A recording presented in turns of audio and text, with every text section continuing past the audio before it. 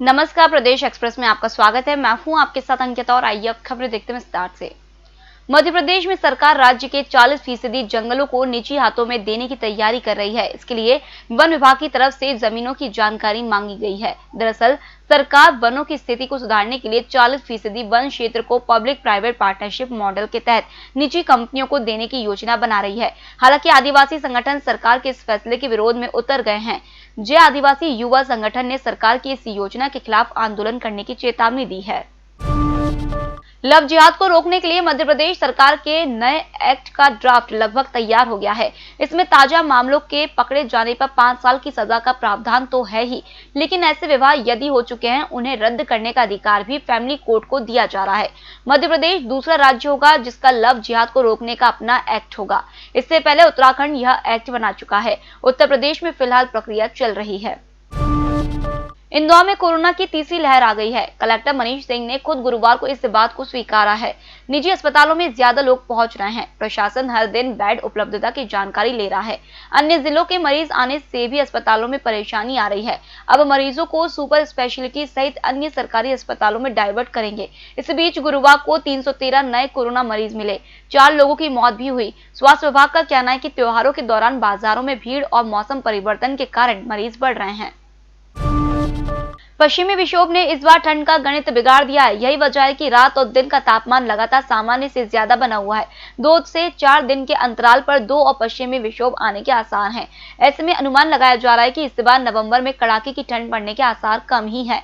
वरिष्ठ मौसम वैज्ञानिक ए.के. शुक्ला ने बताया कि वर्तमान में पश्चिमी विक्षोभ के साथ ही द्रोणिका और हवा के ऊपरी भाग में चक्रवाती हवा का घेराव बना हुआ है। यही वजह है कि आसमान पर रह रहकर बादल छा रहे हैं। इसके प्रभाव से हवाओं का रुख भी बार बार बदल रहा है। कोरोना पॉजिटिव मरीजों की संख्या बढ़ने के साथ ही प्रशासन की सख्ती फिर शुरू हो गई है। जिला प्रशासन की टीमों ने गुरुवार को मास्क नहीं लगाने वाले 100 से ज्यादा लोगों के चालान बनाए, जबकि नगर निगम ने 144 लोगों के खिलाफ चालानी कार्रवाई की। अब यह सख्ती और बढ़ेगी। बाजारों में भी सोशल डिस्टेंसिंग और समय की पाबंदी का पालन कराया जाएगा। कोरोना काल में प्रोडक्ट की बिक्री घटने से उज्जैन दुग्ध संघ पर करीब 35,000 किसानों का 12 करोड़ रुपए का भुगतान बाकी है। ये हालात भी तब है जब संघ बैंक से 27 करोड़ रुपए का ऋण ले चुका है। स्थिति और ना बिगड़े व किसान सहित अन्य लोगों का रोजगार ना छीने, इसके लिए यहाँ के प्रोडक्ट की बिक्री को बढ़ाए जाने पर जोर दिया जा रहा है। विशेषज्ञों का कहना है कि कोरोना काल व तमाम परिस्थितियों को देखते हुए संघ को होम डिलीवरी को बढ़ावा देना चाहिए। शहर की कई कपड़ा व धागा मिले, श्री सिंथेटिक्स, सोयाबीन प्लांट आदि एक एक करके बंद होने से यहाँ बेरोजगारी बढ़ती गई है। इन संस्थाओं से प्रभावित हुए कई लोगों व परिवारों का जीवन अब तक भी पटरी पर नहीं आ पाया है। फिलहाल अब वक्त हो चला छोटे से ब्रेक का, हम फिर हाजिर होंगे। आप बने रहिए हमारे साथ। होटल गौरीश्री भोपाल शहर के बीचों बीच स्थित ठहरने की सर्व सुविधा युक्त जगह है।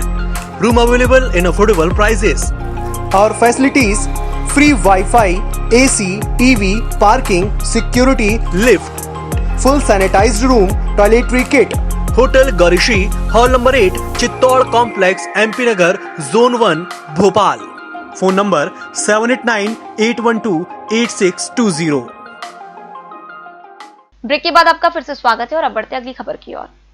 कोरोना काल में बंद हुए स्कूलों को अनलॉक करने की मांग को लेकर association of unaided private school Madhya Pradesh और Sahodaya group of CBSE school के संयुक्त प्रतिनिधि मंडल ने गुरुवार को स्कूल शिक्षा राज्य मंत्री इंदर सिंह परमार से मुलाकात की। उन्हें कोरोना काल में स्कूलों के बंद होने के कारण छात्र छात्राओं, शिक्षकों सहित पूरे स्कूल शिक्षा क्षेत्र को हो रही नुकसान की जानकारी दी गई। उन्हें बताया गया कि हाईकोर्ट के निर्णय के बावजूद अभी भी पालकों के द्वारा शिक्षण शुल्क का भुगतान नहीं किया गया है, जिससे आर्थिक तौर पर आपातकाल की स्थिति बन रही है।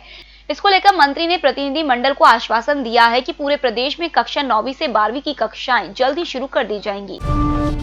उपचुनाव में हारने के बाद सिंधिया समर्थक नेता बागी तेवर दिखाने लगे हैं।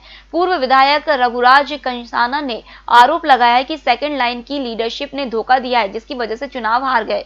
मुरैना जिले व मंडल स्तर के नेताओं ने मुझे हराकर भाजपा की पीठ पर छुरा घोंपने का काम किया है।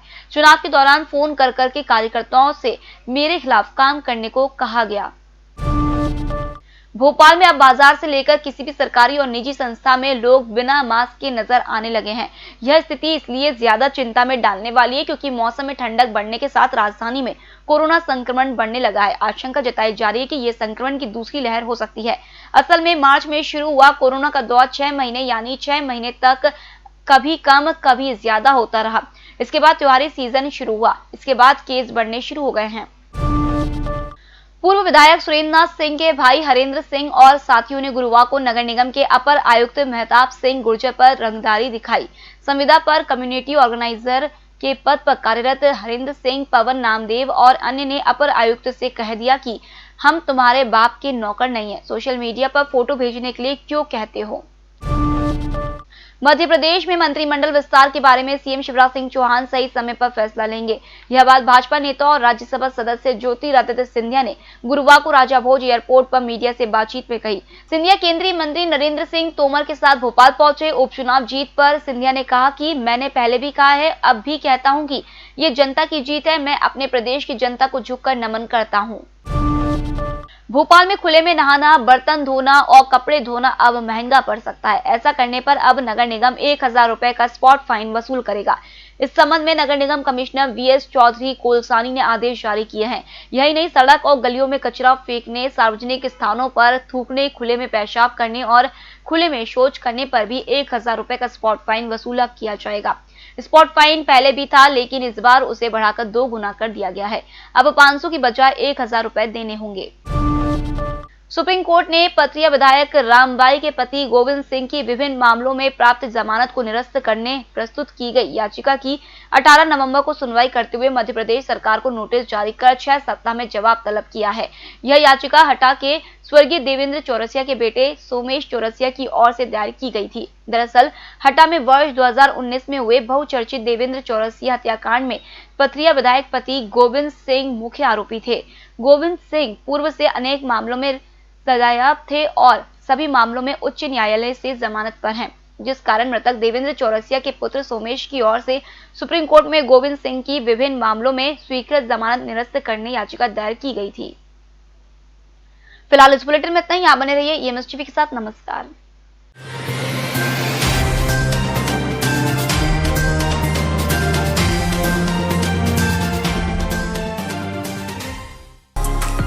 होटल गौरीशी भोपाल शहर के बीचों बीच स्थित ठहरने की सर्व सुविधा युक्त जगह है। Room available in affordable prices और facilities free wifi, AC, TV, parking, security, lift, full sanitised room, toiletry kit. Hotel Gaurishi, hall number 8, Chittor complex, MP Nagar, zone 1, Bhopal. Phone number 7898128620।